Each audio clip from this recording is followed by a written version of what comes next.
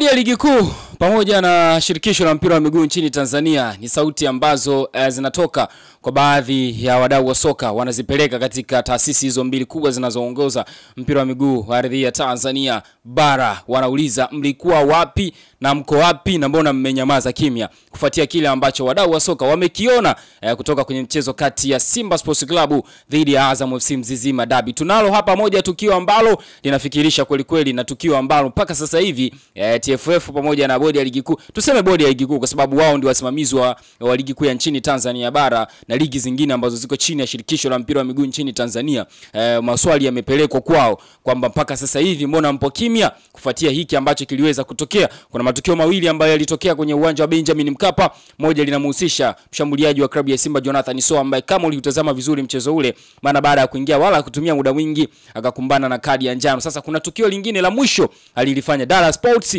Tuko hapa na tutakuonyesha vizuri kabisa, sisi ni wazee wa mambo kwa ushahidi. Lakini pia Alassane Kante naye pia mchezaji wa klabu ya Simba, naye pia kuna kitu alikifanya mbele ya Faisal Salum Feitoto Abdallah, jambo ambalo watu wanaona kama vile naye anastahili adhabu ya mechi 5 nje kama ambavyo alifanya kwa Ibrahim Muhammad Baka pamoja na Vitalis Mayanga wa klabu ya City. Uko vizuri? Niko vizuri kabisa, namshukuru Mwenyezi Mungu. Bwana, karibu ndani ya Dar Sports. Yangu ni Florence Renatus, mwenzangu ni Hassan Saddam. Tunamshukuru Mwenyezi Mungu kwa jana, tunamshukuru Mwenyezi Mungu kwa leo. Tuko tayari kwa ajili ya kukupa taarifa nyingine nzuri ya kimichezo. Kubwa zaidi, naendelea kukumbusha kuhusiana na Tannice, mabingwa kutengeneza pool table bora na za kisasa kabisa. Wanapatikana mitaa ya Mabibo Hostel karibu na mitaa Riverside, na kuna siku nakwambia nitakuja nikupe historia ya mitaa Riverside. Ina historia kubwa sana pale na ni maarufu sana, ndio maana taja sana mitaa Riverside karibu na mitaa ya Mabibo Hostel. Kwa ukishafika Mabibo Hostel utakuta Tannice pale na bidhaa zao nzuri za pool table za kisasa kabisa. Ila kama unahitaji tunasema short information kwanza uwajue vizuri Tannice, unaweza ukatutafuta sisi Dar Sports kwa sababu sisi tuna ushahidi kuhusiana na ubora wa bidhaa ambazo wamekuwa wakizitengeneza. Naomba nitumie wakati huu kukuambia karibu tena ndani ya Dar Sports. Asante sana. Mambo kwa ushahidi. Unajua mtu anatamani aone. Nimemwambia kuhusu tukio la Jonathan Soa, aliingia ni mapema sana, aliingia dakika almost kama 62 kama sikosei, dakika 62 ameingia tu akafanya tukio, akapewa kadi. Jonathan Soa imekuwa ni tabia yake. Maana hii imekuwa mechi kama ya pili na nasikia wadau wameanza kumlalamikia kwamba amekuwa na utovu wa nidhamu mara kwa mara. Na ukikuta mchezaji ana tabia za hivyo, kari yake unaona kabisa inaenda pabaya, kwa sababu utakuwa unaandamwa na kadi kila mechi kadi.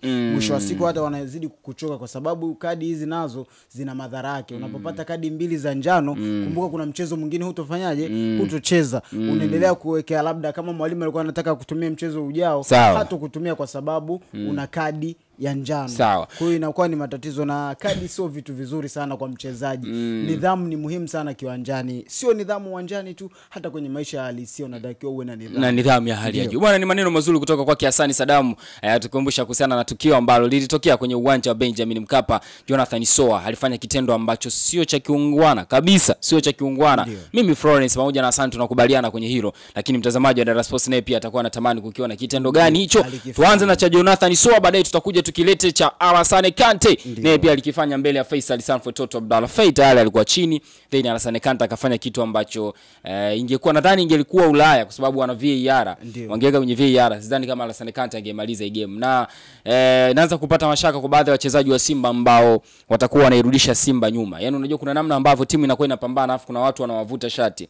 Inawezekana Jonathan Soa akawa ni mmoja wapo, lakini pia hata Alassane Kante. Tunavyozungumza hivi Alassane Kante games zinazofuata dhidi ya Esperance atocheza dhidi ya Stade de Malieni, yani ana game 3 ziko mbele. Game 3 kwa sababu alipewa red card dhidi ya Stade de Malieni kule Mali, alipewa kadi ya nyekundu. Yani kwenye game 4 zilizobaki za Simba za kimataifa, game moja tu ndo atacheza ile ya mwisho kabisa.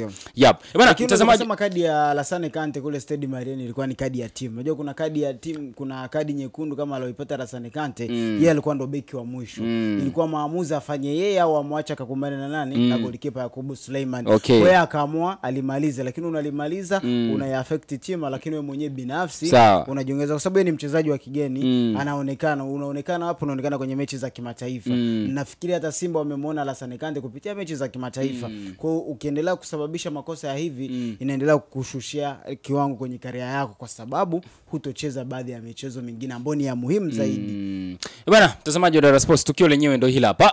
Moja ya tukio ambalo limewafikirisha watu wengi na huenda wanaona Jonathan Soa anastahili adhabu kwa hiki ambacho aliweza kukifanya kwenye mchezo kati ya Simba dhidi ya Azam FC. Ni wakati huu ambapo ukimwangalia Suleiman Mwalimu kipindi alipokuwa na mpira alikuwa anataka kutoa assist, lakini mchezaji wa Azam Himidi Mao akawa ameupora mpira kama hivyo au ameintercept mpira. Sasa wakati anaenda kupiga huo mpira, tazama vizuri, Jonathan Soa ni kama alienda akampiga na kiwiko. Ukirudia tena vizuri kutazama kama hivyo utaona yani alipofika ni kama mtu ambaye tazama ngoja tuone, labda pengine ni tukio la kawaida tu. Mamlaka wanaweza wakaona kama tukio la kawaida, lakini ukirejea vizuri unaweza kuona ni kama kiwiko kilitumika na sio mwili. Ukitazama vizuri sana unaweza ukaona hivyo. Tusubiri tuone kama mamlaka zitaweza kulifanyia kazi. Bwana, hilo ni tukio na umeelezewa vizuri kabisa. Pengine ulikuwa unalitazama lakini uelewi, lakini nadhani imeelezewa vizuri, picha mjongeo zikiwa zinajirudia vizuri. Umetazama tena kwa kina na wewe unaweza kuwa na mawazo yako tofauti. Unaweza kaliona kama ni kitu cha kawaida, lakini ni kitu ambacho kikiweka kwenye sense. Tunasema watu wanasema tumia common sense. Si ndio wanasema hivyo? Tumia common sense. Tumia common sense. Tumia common sense ndo hapana. Kutumia common sense ni akili za common sense ni akili ya ndani. Akili ya ndani ndio hiyo. Sasa common sense hapo unatumia common sense kutazama tukio. Lugha za watu, sawa. Ni moja kitu ambacho ukikiweka kwenye mzano unaona ni kitu fulani hivi cha, mimi naomba niseme ni kitu fulani hivi cha kihuni alichokifanya Jonathan Soa. Inawezekana Soa ni moja mchezaji ambaye ni mzuri sana. Ndio. Lakini naona mienendo yake ni kama ni ya Bernard Morrison. Bernard Morrison. Yani ni mchezaji ambaye ni very talented, lakini discipline ndio kitu ambacho kimekuwa kikimwangusha. Ni kama Mario Balotelli. Balotelli alikuwa ni moja mchezaji mzuri sana. Striker mzuri sana. Lakini tatizo la Balotelli ilikuwa ni discipline. Sasa ukishapata kadi kama hivi, mfano bodi ya ligi lazima tu atakaa chini, watareview hizo game mbili zilizotoka kumaliza zilizochezwa. Hapo nataka tumweke vizuri kwamba ile inakaa baada ya masaa 72 baada ya mchezo ulikuwa Jumapili, kwa ilitakiwa baada ya masaa 72 ripoti hiyo imefanyaje? Imetoka. Lakini sasa hizi najiuliza labda kwa sababu ya uhuru ulioingilia katikati siku ya jana, sijajua mambo yalikuwepo jana. Labda kuna maishu ndio maana amesababisha mpaka sasa tujapata report release. Kwa hiyo watu wanauliza, naamini kwa kirudia lazima wafanye review ya mechi nzima hilo tukio. Ukilitazama mimi muamuzi naweza nikamsaidia muamuzi. Muamuzi akiangalia sio haraka kulingamua hilo tukio vizuri. Kwa sababu tukumbushe ilikuwa ni tukio ambalo lilitokea mwishoni game inaenda kuisha. Kwa sababu baada ya kumpiga kiwiko Himidi Mao, muamuzi akawa amepuliza kipenga kwamba game imeisha. Na Soa umuone kwamba ni mtu ambaye sio mstaarabu. Alimpiga kiwiko Himidi Mao na bado akatoka nje akiwa ananyanyua mikono juu. So mimi niliangalia vizuri kwenye television. Yani alitoka nje huko akiwa so hata kurudi kumuomba, yani aliyerudi kwenda kumuomba radhi alikuwa ni Suleiman Mwalimu. Ndio ambaye alienda akamnyanyua pale amemuomba radhi kwa ambacho kilitokea. Yani maana yake ni unaona kabisa ilikuwa ni kitendo ambacho Soa alikuwa amedhamiria kufanya lile tukio. Kwa sababu hata namna yake ya kwenda kukaba haikuwa na lengo la kwenda kuchukua mpira. Yani kwa sababu ukiwa na target ya kwenda kuchukua mpira lazima tu utaupeleka mwili wako wote kwenda kumpiga yule mchezaji. Lakini yeye alienda akawa amenyanyua kabisa hii kwamba akamwekea kabisa, kwa sababu yani ni kitu ambacho nakiona ni cha makusudi, sio kitu cha bahati mbaya. Unaona ile tukio vizuri. Rudia tukio alilofanya Vitaris Mayanga dhidi ya Antonio Mligo. Ile kwamba mpira anaumiliki yeye, ndio ana nafasi ya kumiliki mpira nao. Antonio Mligo anatokea kwa nyuma. Wewe unaacha mpira unarudi kumfuata Antonio Mligo alikuwa kwa nyuma then scenario ndio hii. Himidi Mao tayari anatoka na mpira wake, ameshasogea kwa mbele. Jonathan Soa anakuja, unaona kama anaenda kumgadi kwa kumpushi. Anachokifanya badala light angetumia mwili tungesema ametumia mwili, anatumia mkono maksudi alafu anaondoka. Sasa ni jambo ambalo unaliona ni la maksudi na ni vitu ambavyo haviwezi kukubalika. Leo tunazungumza hivi. Soa ndo huyu aligharimu Simba. Kipindi wanamsajili ametoka klabu ya Singida Black Stars, aliondoka na kadi nyekundu. Kama unakumbuka game ya mwisho Singida anacheza dhidi ya Young Africans, akapewa kadi ya njano, then akaja akapewa kadi yani tunarudi tu mshambuliaji kupewa kadi ya njano. Mshambuliaji kama mshambuliaji kupokea kadi ya njano lazima tu tuna vitu ambavyo tunafikiria sana. Yaani kwa nini umekuwa na consistency ya kupewa sana kadi ya njano? Kwa sababu wewe ni mchezaji ambaye upo kwenye final third. Sio unanielewa? Yaani wewe ni mchezaji ambaye mara nyingi unakuwa katika eneo la mwisho la uwanja. Sawa? Hata kama mwalimu anakutumia kwenye kuweka pressure kwa mabeki kipindi wanaanza build up. Nadhani hauwezi ukaweka pressure kubwa sana kwa sababu mostly mnakuwa wachache. Mkizidi sana ni wachezaji watatu. Sio unanielewa vizuri? Yaani pengine mchezaji ambaye anaweza kaa anapokea kadi ya njano atuwazi ni kiungo mkabaji au center defenders. Sio unaelewa? Hata fullbacks ni mara chache sana kumuona anapokea kadi ya njano. Sasa ukiwa mshambuliaji alafu na consistency ya kupokea kadi ya njano inafikirisha sana. Lazima ikifikirisha. So watu kimwangalia so aliingia dakika chache tu tayari akashafanya madhambi kapewa kadi ya njano. Sawa? Kwa hiyo mwalimu itakuwaje siku moja kwenye game ambazo zina pressure tena unacheza kwa watu ambao wanapenda kucheza kwa kukera. Yaani wana watu ambao wako nje wanapenda kucheza kwa yani watu walioko nje wanapenda michezo ya kukera ukiwa uwanjani.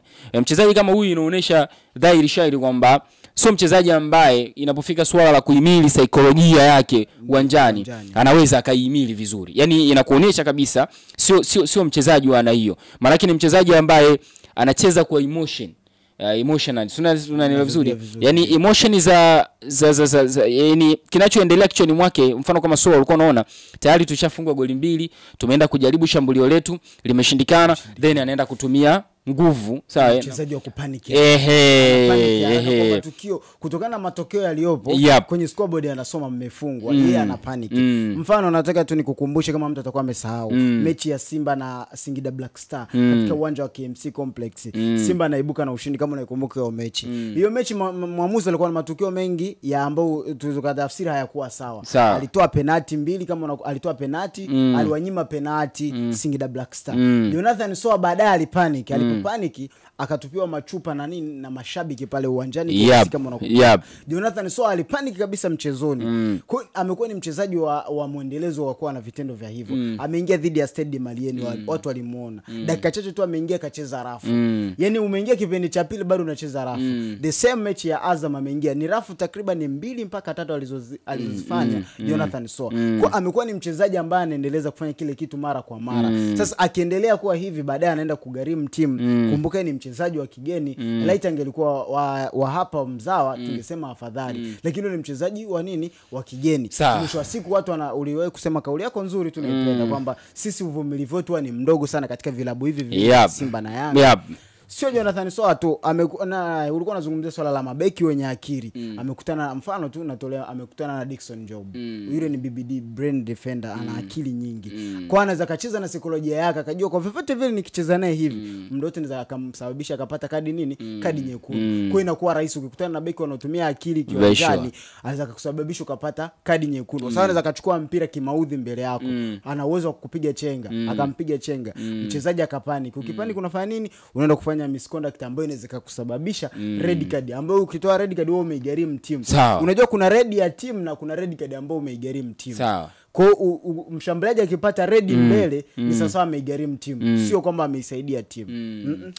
Bana, mtazamaji wa Dar Sports, mimi ni Florence Renato, mwenzangu ni Asante Sadam. Tunaendelea kuyatazama yale ambayo tuliyashuhudia kwenye mchezo wa Mzizi Madabi, na tumeanza na tukio la kwanza la Jonathan Soa. Inafikirisha kumuona mshambuliaji ana consistency ya kupata kadi nyingi za njano kama Jonathan Soa. Yaani ukishaona mshambuliaji ana aina hiyo ya matukio, basi elewa kitu kimoja kwamba inawezekana mchezaji huyo ni mzuri, lakini inapofika swala la discipline ni asilimia chache sana. Yani tunaweza kusema discipline yake ni ndogo mno anapokuwa uwanjani, manake saikolojia yake inaweza ikawa inaigharimu timu kadri muda unavozidi kwenda. Kwa hiyo kwa sasa hivi kamati masaa 72 kikaa, manake Simba wanaenda kumkosa Jonathan Soa. Nilikuwa naangalia hapa kwa mujibu wa ratiba. Sasa shida ya ratiba yetu ya Tanzania bwana inabadilika sana. Kwa sababu game inayofuata Simba atacheza dhidi ya Esperance Sportive de Tunis mwezi wa kwanza inshallah tarehe 23. Baada ya hapo game ya ligi kuu ambayo iko mbele ya Simba ni ya Mtibwa Sukari, then atakuja cheza dhidi ya Esperance. Lakini kwa mujibu wa ratiba inaonyesha Simba na game dhidi ya Singida Black Stars, Simba na game dhidi ya KMC, Simba na game dhidi ya TRA United, Simba na game Ndio baya wa ratiba yetu. Kumbele ratiba ionyeshe inaendelea. Baya ratiba yetu kwa sababu muda wote inaweza kubadilika. Muda wote inaweza kubadilika. Kwa sasa kwa sababu kumbuka hapo Simba ana kipolo dhidi ya TRA United baada hajacheza mechi yake. Haijapangiwa ratiba. Kwa hiyo ushangae labda katikati imepata gap, ratiba ikafanyaje? Ikatengenezwa. Kwa hiyo lolote linawezekana kutokana na ratiba yetu. Kwa hiyo ratiba yetu nayo haiaminiki sana. Mpaka pale akishasema labda amefungiwa mechi 5, ni zile mechi 5 ambazo zitakuja mbele ya Simba. Kwa hiyo watafanyaje? Watamkosa Jonathan. So inawezekana pia akakosekana kwenye dabi. Inawezekana pia mara akaendelea kukosa. Kwa ratiba hiyo unaweza kushangaa ratiba mechi nyingine zimekuwa postponed alafu ile alafu ile ya dabi ikachezwa. Kwa hiyo ni cha kawaida sana ukashangaa kakosa dabi, akakosa dabi yake ya pili. Hasa ni tuende kwenye tukio la Alassane Kante. Pengine hatuwezi tukaliportray hapa vizuri, lakini ni tukio ambalo naweza tunapata baadhi ya picha kama ulitazama vizuri. Tukio ambalo wakati Faisal Salum anaumiliki mpira, sio nanielewa vizuri, Alassane Kante alimkaba Fei katika njia ambayo sio sahihi. Nimeona hichi ni kitu cha pili kwa Alassane Kante. Yaani sio mtu akushika. Kuna yule mtu unajua ana tabia kushika shati. Kuna yule ana tabia kukumbatia. Sasa Alassane Kante naye pia ana tabia ya kumkumbatia. Ukawa sio mchezo wa kiungwana. Mwamuzi akaona umecheza namna ambavyo sio sahihi. Kipindi Faisal yuko chini, mwamuzi kashapuliza kipenga kwamba hii tayari ni faulo. Faisal akawa mkumbatia ule mpira, jamaa akanyanyua mpira, akanyanyua mguu na kumpiga Faisal. Si unanielewa vizuri? Yaani tayari mwamuzi kashapuliza kipenga kwa maana umecheza faulo. Bado jamaa akanyanyua mguu na kumpiga Faisal. Yaani ile ndo tunasema haya mengine ni makusudi na unahatarisha afya ya mchezaji, kwa sababu kama ungempiga vibaya, sababu pale ulimpiga vibaya. Kama ungempiga vibaya zaidi, it means leo tungekuwa tunamhesabu Faisal ajaenda kwenye michuano ya AFCON. Ambayo tungekuwa tumekosa msada mwingine katika timu yetu ya Taifa Stars. Unajua mimi niko naanza tukio la Alassane Kante alomfanyia Faisal Salum, tayari alishawinua mpira. Sasa unajua nimetumia muda mrefu kulitafsiri lile tukio, kulitafsiri vizuri kabisa kwa kulitazama mara mbili kulitafsiri. Aidha ni kwamba wakati anamvuta ile wakati anaondoka ndo alimpiga kwa maksudi, yani wakati Faisal tayari yupo chini, yes. Yeye akanyanyua mguu akapiga. Kama mtu ambaye ana act anataka kupiga mpira wakati mpira tayari Fei kashakumbatia, kwa maana ya mwamuzi kashasema hii ni foul. Fei ndo akakumbatia mpira kama wachezaji ambao wanafanya. Fei kakumbatia mpira, jamaa bado akanyanyua mguu akampiga Faisal. Lakini acting yake angejitetea na kusema unapiga mpira. Okay, unapiga mpira wakati mpira uko chini na mtu kashakumbatia. Mwili wa mtu ndo uko mbele yako, unapigaje huo mpira? Alafu unajua ukiangalia Faisal alivyolala na mpira alivyoshikilia na Alassane Kante wakati unajua Alassane Kante anatokea nyuma kabisa, nyuma ya miguu. Wakati mjamaa na nyuma ya miguu ya Faisal wakati mwenye mpira yuko mbele yake. Faisal amelala na mpira. Jamaa nikawa nawaza labda ni kwenye reaction ya movement ile wakati anamkumbatia Fei. Labda kwamba Fei alimgusa yeye. Unajua wakati nilikuwa najaribu labda kutafuta labda wenda Fei alimgusa Alassane Kante. Kwa hiyo ile Alassane Kante wakati anafanyaje? Ana shift kutoka upande alokuwa kuja upande wa mbele. Labda ndio ile tukio likatokea. Yaani nikawa unajua ni wakati naitazama ile picha mara mbili nilikuwa najaribu kutafuta labda kwa engo hiyo. Unajua unatafuta kabla hujaenda direct kumlaumu, hem jaribu kujiridhisha mara mbili ili ujiridhishe je ni kweli. Kwa hiyo ukitafuta ukijiridhisha kabisa unaona kabisa mimi kwa nilivyojiridhisha, nadhani hata Alassane Kante pia anapaswa kuadhibiwa kwa sababu akikuwa kitendo sahihi. Tayari mchezaji kashakaa chini, mwamuzi kashaonyesha ishara kwamba huu ni mchezo ambao sio sahihi au sio wa kiungwana. Kulikuwa hamna sababu ya wewe kufanya kile ambacho ulikuwa ulichokifanya. Kwa sababu tayari umeshamweka chini, mwamuzi kashapuliza kipenga, then unapiga kwamba una action unapiga mpira kati mpira wenyewe hauko mbele yako, mpira uko mbele ya mchezaji. Yaani yeye kashalala chini kaukumbatia, wewe unapiga unapiga mpira. Ni kitu ambacho sio sahihi. Nadhani tusubiri tuone. Kuna mtu mmoja ameniambia jamaa akili zake bwana. Akaniambia subiri sasa uone baba kama anaweza akamkanya mtoto wake. Sasa sikujua anamaanisha nini kwenye comment pale. Ngoja tuone kama baba anaweza kumkanya mtoto wake. Lakini huu msimu umekuwa na makosa mengi ya waamuzi. Waamuzi wengi wanaondolewa kwenye orodha. Ukipeleleza tangu msimu umeanza, kila baada ya ripoti inapotoka utasikia mwamuzi wa mchezo fulani amefungiwa, mwamuzi wa mchezo fulani amefungiwa, mwamuzi wa kati. Imetokea kuna mechi ya Pamba Jiji na Dodoma Jiji, mpaka shabiki amefungiwa kwa kutoa lugha za matusi. Kwa hiyo ina maana unapeleleza kwamba ligi yetu kwa msimu huu umeanza kila wanapomaliza ule mzunguko, ripoti inapotoka seti ya waamuzi fulani imeondolewa kwenye orodha. Kwa unaona kwamba kumekuwa na makosa mengi ya waamuzi kushindwa kuikontrol baadhi ya michezo. Tumeona mechi iliyopita Yanga, Ahmad Simba amefungiwa kwa kosa la kushindwa kutafsiri baadhi ya sheria, ameondolewa kwenye nini list ya waamuzi. Kuna mechi ya Dodoma Jiji naye ameondolewa. Kuna waamuzi wengi ukijaribu tu ukipitia vizuri kabisa msimu zile sheria ambazo zinatoka na kamati ya masaa 72, waamuzi wengi msimu huu wamefungiwa au wameondolewa kwenye orodha. Shida inakuwa ndo maana jinsi wakati tunazungumza hapa na rafiki nani, nilikuwa nazungumza na Alois Sagara, tukasema kuna namna hizi sheria zinatakiwa ziongezewe meno.